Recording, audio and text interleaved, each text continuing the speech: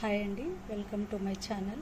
నేను ఈరోజు soya cabbage manchuria చేయబోతున్నానండి. క్యాబేజ్ 200 గ్రామ్స్ ఇలా కట్ చేసుకొని కొద్దిగా గ్రైండ్ చేసుకోవాలి. ఇలా 10 మినిట్స్ వీటిని నీళ్ళల్లో నానబెట్టుకున్నాను. ఇలా గట్టిగా పిండి 2 సార్లు కడుక్కోవాలి నీళ్లు తీసేసి. ఈ నీటిని మొక్కలకు పోయొచ్చండి, చాలా హెల్దీగా వస్తాయి.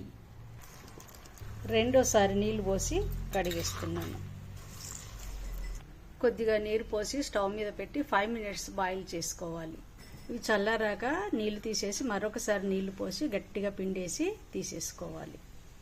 కొద్దిగా క్యాబేజీలో ఒక లవంగం, దాల్చిన, ఇలాచి వేస్తున్నాను. ఎండుమిర్చి 2, కాజు, ఎండిన మెంతాకు, సాల్ట్, కొద్దిగా నిమ్మరసం, Everest fish and garam masala కొద్దిగా 1 స్పూన్, జింజర్ గార్లిక్ పేస్ట్, పసుపు, కొత్తిమీర.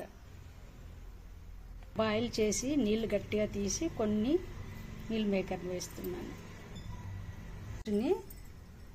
క్యాబేజీలో వేస్తున్నాను. ఇప్పుడు మిగిలిన మీల్ మేకర్ని కూడా గ్రైండ్ చేస్తున్నాను.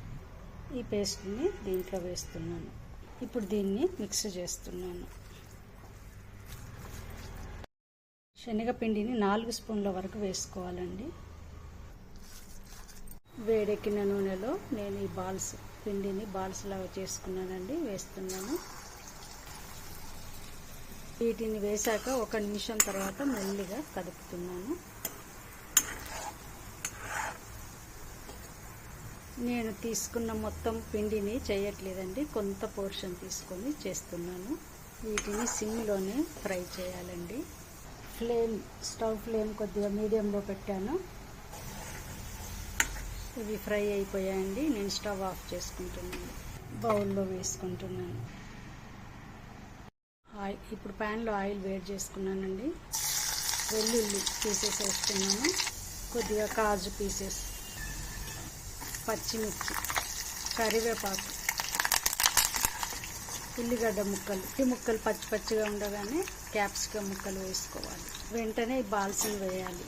కొద్దిగా సాల్ట్. ఇప్పుడు టొమాటో కెచప్ లేదా సాస్ వేసుకోవచ్చు. వేస్తున్నాను. 3 స్పూన్ల వరకు వేసుకున్నాను. కొద్దిగా సోయా సాస్. ఇలా కలుపుకోవాలి. కొద్దిగా చింతపండు రసం. 1 నిమిషం తర్వాత కలుపుకొని తీసివేయాలండి. స్టవ్ ఆఫ్ చేసుకోవాలి. ఇప్పుడు నేను వీటిని సర్వింగ్ బౌల్లో వేసుకోబోతున్నాను.